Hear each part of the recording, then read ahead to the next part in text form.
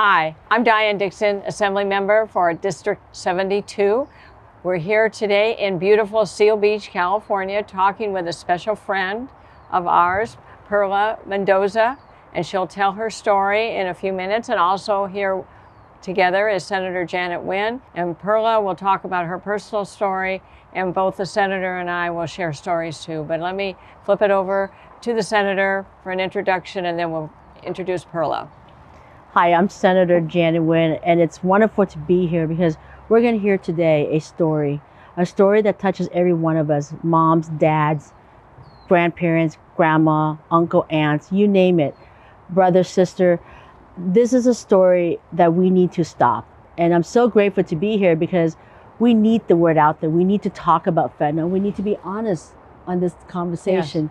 Yes. And, to have Perla to be able to take something that was so devastating to her to create something that we want to make sure that it never happens again to any parent. And so I'm excited to be here. I'm excited to hear the story, and let's move forward. All right. Thank you both for having me. Again, my name is Perla Mendoza, and I lost my beautiful son, Elijah, in September of 2020 to a counterfeit pill, one counterfeit pill that killed him almost immediately. He was visiting his grandmother, and unfortunately she found him unresponsive in her guest bedroom where he had been visiting. My motivation for doing what I do now stemmed from the love that I have for my son, but also knowing that there is perpetrators preying on children and unsuspecting victims really was my motivation for Project Eli. Project Eli is a 501c3 nonprofit that I put together to help spread awareness in our community. I do that through educational workshops. I've partnered with both the senator and assemblywoman at various town halls to share about the dangers of illicit fentanyl and some of the deceptive practices that are occurring, how people are getting their hands on it, especially children. Most of our children, at least from the parents that I've met, lost their son or daughter to some type of counterfeit, whether it be a Percocet or Oxy, Adderall, cocaine. The commonality is that our children thought they were taking one thing when in fact it turned out to be something completely different, something lethal, a poison if you will, and it killed them. I worked in public health for many years before losing my son. My first work experience was as a drug and alcohol counselor. I worked with people who had substance abuse problems and mental health issues for over 10 years. So when I found out that the cause of death was fentanyl, I was blown away. I had never heard of fentanyl. I had no idea that there was something that could reverse, an opioid death. Fentanyl is a synthetic opioid that's 50 to 100 times stronger than heroin, 100 times stronger than morphine. And I had no idea that people were deceptively selling this drug disguised as something else. And so... And let me add to that, just in Orange County alone, in 2021, the Sheriff Department confiscated 132.9 pounds of fentanyl, which could kill 36 million people, basically wiping out the state of California. California itself, we have 40 million people.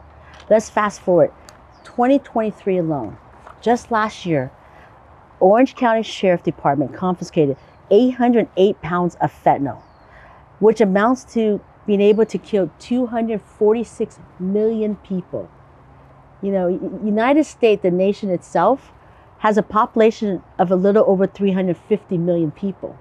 So we essentially can wipe out the entire nation. And the one thing that's, to know about the fentanyl is that it is the #1 leading cause of death among young adults from the ages of 18 and 44. Literally, we are watching, if we don't do anything, we're watching a whole generation vanish before our eyes. And so, it's been great to be able to work with you, Perla, with Project Eli, because we've been able to go to, 90% of my district. As a senator, I represent close to 1.1 million people. We've done dozens of town halls together, and we've been able to give out Narcan. And giving out Narcan is not about, actually giving out Narcan is not saying to the parent that it could be your child. No, it could be your child's friend.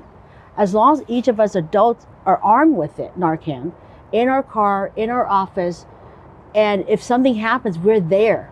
And you were able to also show us how to be able to use Narcan to help an individual. I don't know how, I never knew about it.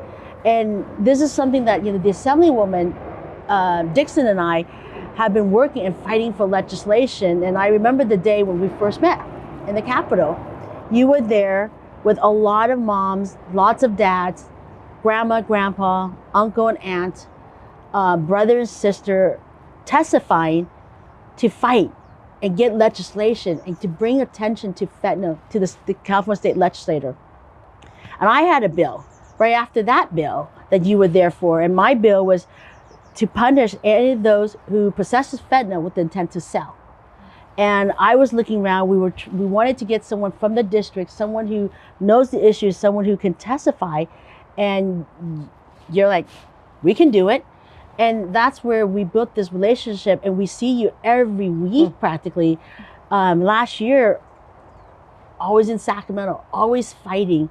And so I so much appreciate it because we get to stand side by side. I'm a mom of a 13-year-old and 11-year-old boy. And, the one thing that I know all parents is that we never would ever imagine that that our children would go before us. Let me talk about the legislative story. You mentioned a moment ago, Perla, that you didn't know what fentanyl was. I didn't know, and it's not even in our penal code, because drugs that law enforcement have been enforcing, and we have laws to enforce on cocaine and heroin, they're sold in volume. Fentanyl, as you said, is a pill. We've actually had to initiate new law to define the criminal activity of selling that small pill. There's one bill that's still working its way through the legislature. Let me talk about what you have done by bringing awareness that has changed the momentum in the legislature. By bringing attention, you mentioned the news conferences in Sacramento. I think you've been to over 10. The group of surviving family members is growing, sadly. And these family members are coming up to Sacramento and making the case that we need the legislature. And these family members are angry. They want the legislature to act. And until late this current year, the committees in the legislature were not acting. As you know this, it was very frustrating. In the Senate and the Assembly, the public safety committees refused to enhance the criminal penalties for possession, or much less murder, with fentanyl. But what has changed the dynamic are the parents, are the victims' families. By you coming up and others, I introduced a proposed constitutional amendment, ACA 12. Predictably, it did not even get heard in committee.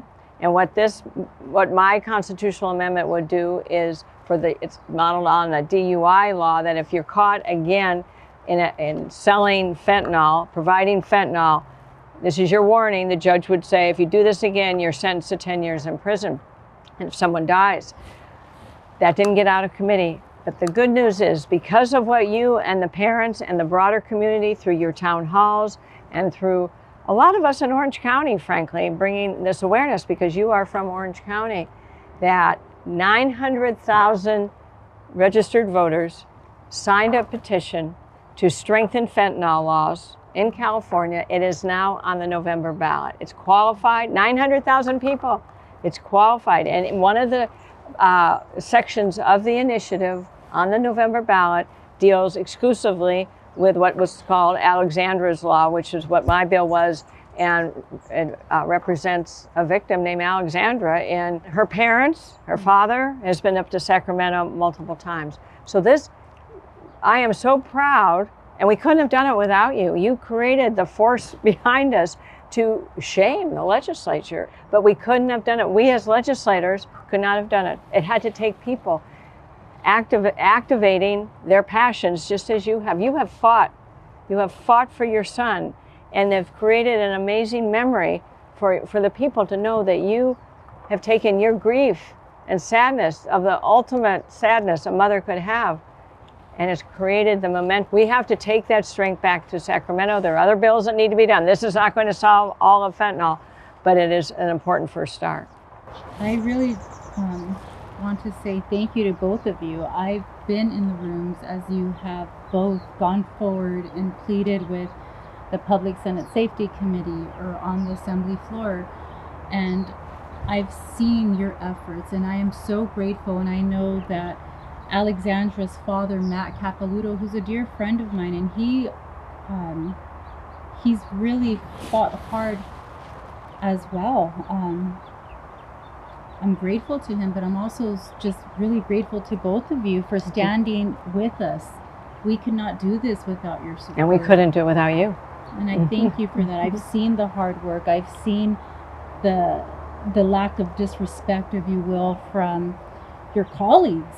And I just, from the bottom of my heart, I thank you both for doing what you do, for not giving up.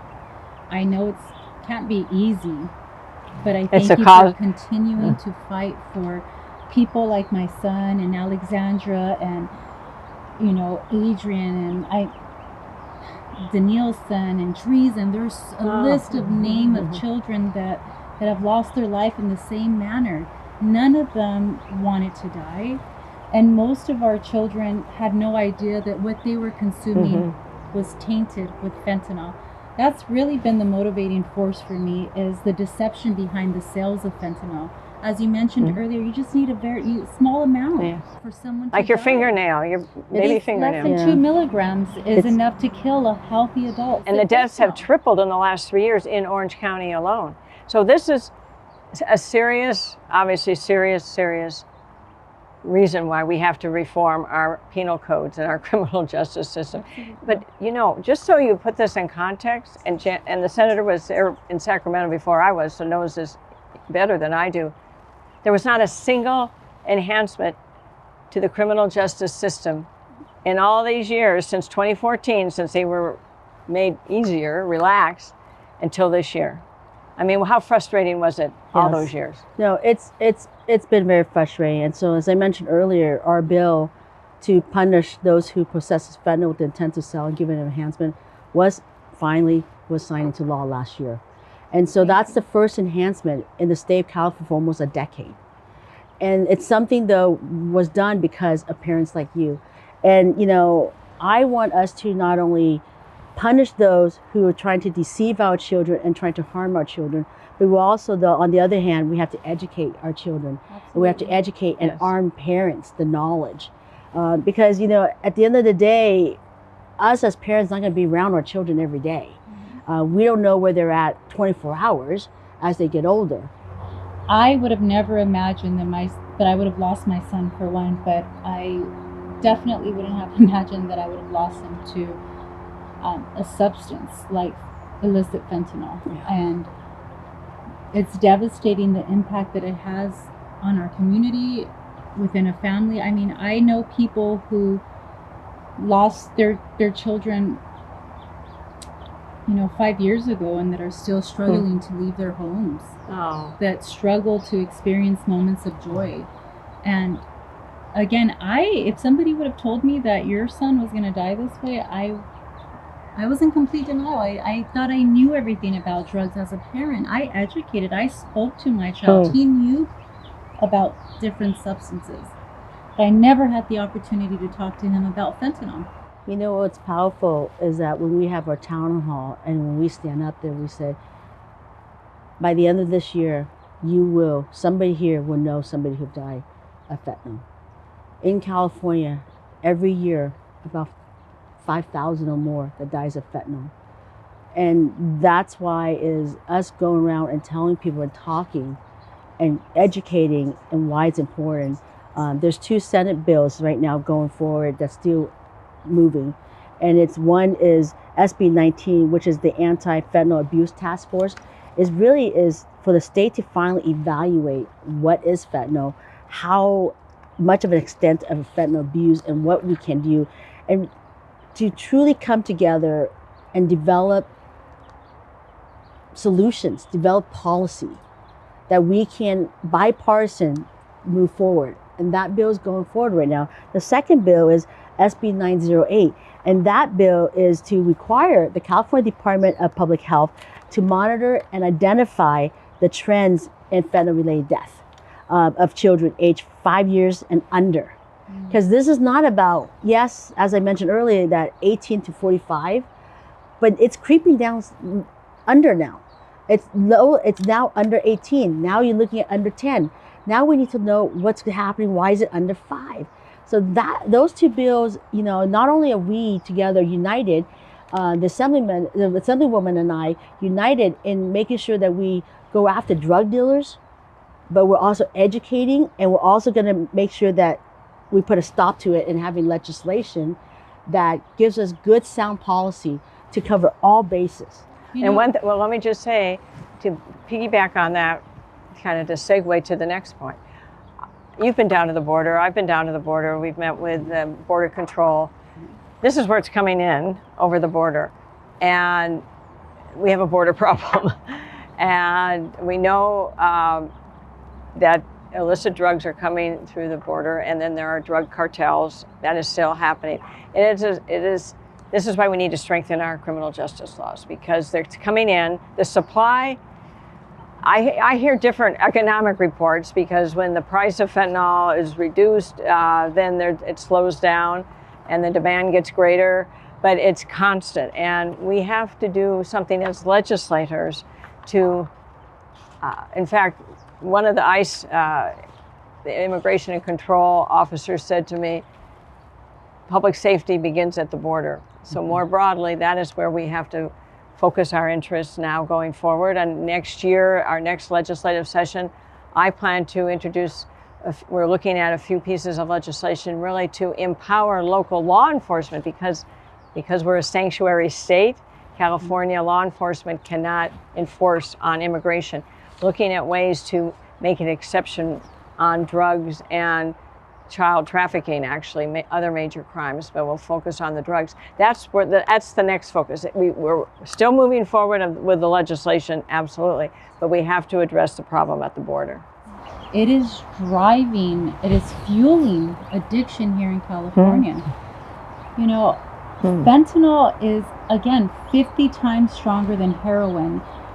Back in my days when as a mother, I'll just say, I remember thinking that heroin was so strong and such a difficult substance to recover from. Recovery is possible, yes, but now we have a monster called fentanyl that's 50 times stronger, that requires medical detox and additional support to help these people who are struggling with this addiction. Some of these people started off thinking they were taking something like a Xanax, and it turned out to be fentanyl, and then that drove them into addiction, and now they're seeking fentanyl. But it didn't normally start that way. I don't know of many people who started as an addict saying, I want to buy fentanyl. Most people started off thinking they were taking one substance and then ended up in the ER, and they said, hey, you just had a opioid overdose. We found fentanyl. Fentanyl was detected in your body. And then they send them out with very little resources. And now this person is physically having these unimaginable withdrawals, pains, aches. And so then they begin to seek fentanyl. That's the stories that I hear. I ask people in the community, what led you to use this substance? And most of the people that I've spoken to have shared with me that it started off as an accident, really. Them thinking they were taking something that normally would not kill you, normally would not lead to that level of addiction. But because of the deception behind fentanyl and its sales, we are seeing, an unbelievable amount of people using openly and addicted to this substance that is extremely difficult to recover from. We have tried for many years to work on giving awareness to fentanyl. But in the last couple of years, with the parents arming themselves and coming to Sacramento and telling the full legislative body why they need to act. And I'm excited the fact that we are moving in that right direction. We've got legislation to now punish drug dealers who possesses fentanyl with the intent to sell that was signed into law by the governor. And that legislation has tried many times. And we finally did it last year. On top of that, all the town halls that we've hosted throughout the district, parents are hearing for the first time. We're not here as parents anymore to say, oh, never heard of it. No, we are now arming parents with the information. And we're seeing what's actually really neat is we're seeing parents bringing their children of my children's age, the middle school, the teenagers are sitting there. Sometimes they sit there and they're like, look really bored. And by the end of the town hall, their minds are turning and they're thinking and they're now aware, which is so powerful. So what we're doing right now is moving in the right direction. We could use more and we need to do more. But I'm excited that we have started this and we will continue because we've got parents like Perla and everybody else who's standing by our side and pushing because we will not stop until this crisis stops in California and across our nation. What I've learned through this process, as we've been working to strengthen our criminal justice system and the state penal code and the enhancements for penalties for crimes committed related to fentanyl and drug use, we could not do it without people who are watching this video, activists, parents, friends, and family. You have made the difference because you back up what we in Sacramento and at the legislative level are trying to get across. You give us credibility and you give us voice. And the voice of the victims and the victims' families is absolutely powerful. So we couldn't do it without you, but we're not done. As a parent, I am extremely grateful to know that our Senate and Assembly, they're taking this matter serious and they're acting on it. That gives parents like myself hope and a reason to continue to fight for others. For residents in Orange County especially, and some of our other counties across California, when you have a strong district attorney who's really advocating to find ways to prosecute criminals who are involved in the trade of fentanyl and illicit drugs, Orange County's District Attorney Todd Spitzer is very aggressive, and where state law hasn't yet fixed or enhanced, working with the U.S. government and the U.S. Attorney to make sure that we can go after these criminals. And that's what it takes. And I have a high confidence in our law enforcement across California, district attorneys all over California. Many of them, not all, but many of them are committed to prosecuting cases related to fentanyl. They make fentanyl look like Skittles or Smartie candies. They make it appealing to children. It's colorful, it looks like Skittles, why not? So I even had to tell my boys, we literally threw half of their candies from Halloween. And on top of that, I told them now is, back then, a couple of years ago, as I said, you are now not going to take any open candies, even from the friends, your best friend that you've known since birth. Because you don't know where he got it from. Maybe another friend gave him the bag of Skittles and he's popping them. And as you know, it's not every Skittle or not every pill that they buy at that moment. They might have bought 10 pills and it's that one pill that they lace it with. I believe DEA just reported that 8 of the 10, of 10 pills confiscated are said to contain a lethal dose of fentanyl. I have an organization. It's a nonprofit called Project Eli. You can find more information about the dangers of illicit fentanyl and gather resources. There's videos, stories, and up-to-date information that I post on a regular basis. I also share events throughout the county. So it's an excellent place to start for resources and to get information.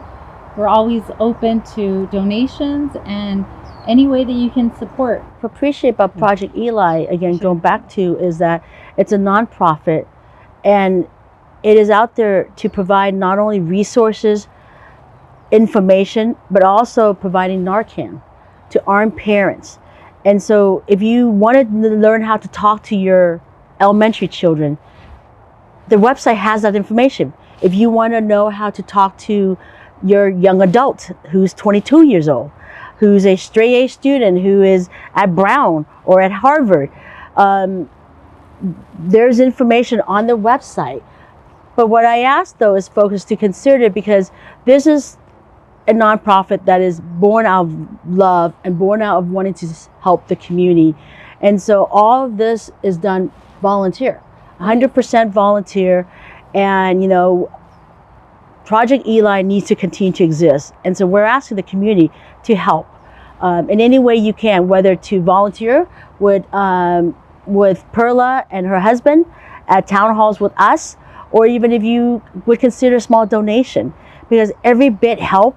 And all we're trying to do is save every child and every individual in California. And hopefully by the end of the year, we won't have the 5,000 that died this coming year. My hope is that you would share the resources available on the website. We have videos. If you are in need of Narcan, I'd gladly ship it to you at no cost. And if you have questions that I may or may not be able to answer, I'll be sure to get that information from you from credible sources. I also post all of the town hall events that we conduct throughout the community, not only here in Orange County, but throughout Southern California. So please check out my website at www.projecteli.info. Thank you.